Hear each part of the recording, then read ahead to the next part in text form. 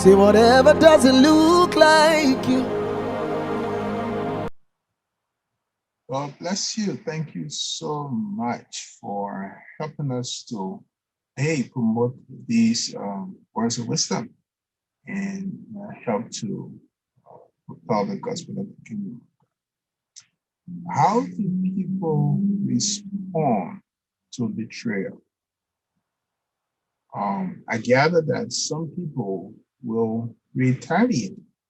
Retaliate basically means to pay back in same kind. Just as you did to me, I'm going to do the same to you. Other people revenge.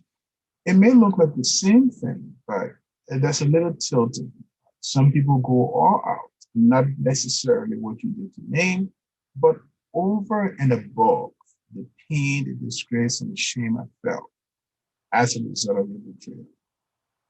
Some people withdraw the bill of wars. They literally and figuratively write a banner. Men are not allowed here. Women friends are not allowed here. Boyfriends don't come beyond this point. They lift up walls that are somehow impenetrable from other people because of betrayal. But what then is betrayal? Betrayal, simply put, is the loss and the violation of trust. People who betray someone tend to violate the trust that have been placed. They choose lies over you. They choose to hurt you, to cheat you. They choose to abuse you by their lack of believing in you. They choose to put self-interest first over whatever friendship or relationship they've built up with you over the past time. Some of the effects of betrayal are shock. People are shocked when you realize that those they trusted are literally backstabbed them. Anger, for example, is another effect of betrayal, total disbelief in the fact that this thing has been done. Two, grief, as in lost in something. In one of our sections, we were talking about losing things that cause you to grieve. People normally grieve when they lost loved ones to death, but losing trust can also be grief. Losing things can also be grief. So grief is an effect of betrayal. Self-doubt also comes in. People tend not to see themselves like they used to before, because this is part of me that have been taken away as a result of this betrayal. Damage to self-esteem. Others who cannot stand the weight of being betrayed by somebody tend to get damaged emotionally and lose part of the vigor and the viva they had before. It's traumatic for a lot of people as well.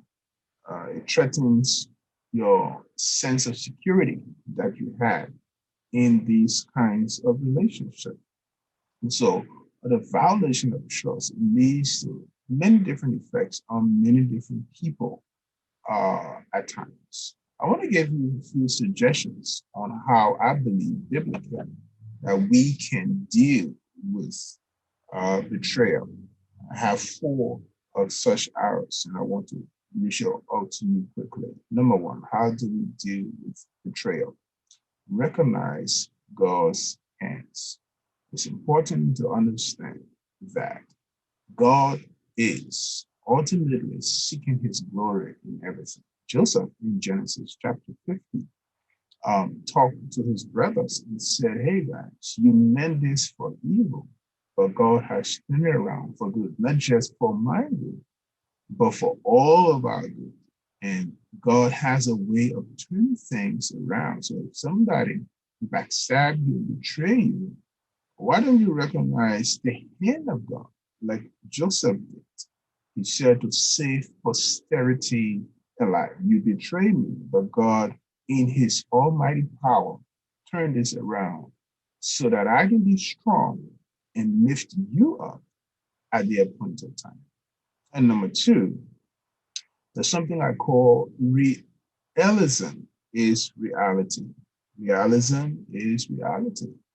And what I mean by that is simple. There are times that the Bible would say in Jeremiah 12, verse 6. Let me see where I can handle that passage for you quickly. How with verse 6 says, for even thy brethren and those of the house of your father, even they have dealt treacherously with you or betrayed you. Yea, they have called a multitude after thee. Believe them not, though they seek and they speak fair words unto thee. Your brethren will hurt you, your friends will hurt you. They may say treacherous things against you. In the case of Joseph, for example, not only that he said, I forgave you, but there was something important that Joseph did. He said, we can have food together, we can have a party together now, but you cannot stay here with me in the palace. You go to the land of Goshen. God is with you. He is with me. The peace of God is going to help all of us. And as much as we are brethren, we cannot stay together. So realism for me is reality. You hurt me, I forgave you, I pardon you, I have no ill feeling against you. But this is a watershed moment for me. I'm going to use what happened to us as an example to help other people. We can be blood, but we probably cannot be in the same space. Realism is reality. There's nothing wrong with that. Esau and Jacob had the same experience. Esau felt fully betrayed by Jacob. Jacob brings a gift to Esau after a couple of years. He begins by rejecting the gift, but he finally accepts the gift. He embraces him, he hugs him. But he said, we cannot, in as much as I receive your gift, we cannot stay in the same space. It's possible to forgive those who betray you, but realism is reality. Make sure that you don't go to self-destruct and continue to keep people around you who will bring more hurt to you or heal up the wounds of the pains that you felt. Number three, realize you are not alone. You're not alone because in Hebrews chapter 4, verse 15, we are encouraged by the writer that we do not have a high priest that is distant and that is not into what we have felt. We have a high priest who have felt the pains that we do feel in every way, yet without sin. How do we describe that? Jesus in Matthew 26, verse 45 declares to his disciples that now you can sleep and take your rest because the one who betrays the Son of Man is already here.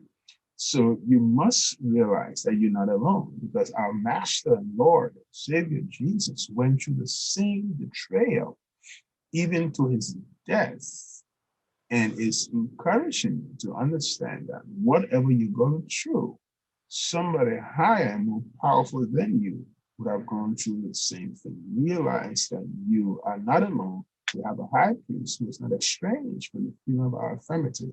He have gone through all, yet without sin. But finally, rest in the Lord. Rest in the promises of God. Rest in the strength of God. In Psalm 118, verse 8, the Bible is very clear. It is better to trust in the Lord than to put confidence in man.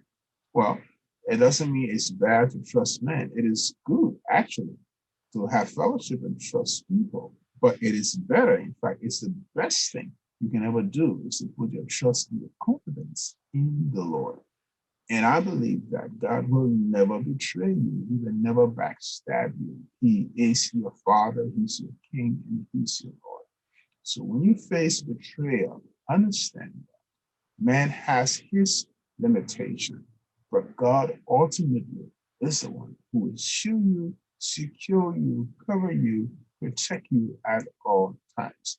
Don't allow the feelings and the reality of betrayal to cause you to betray yourself.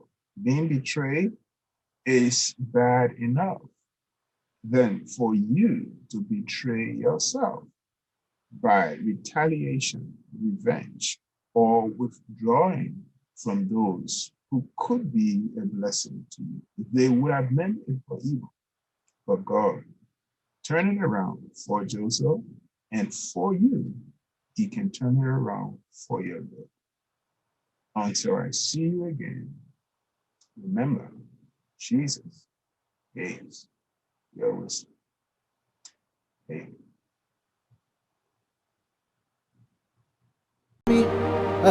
Take it away.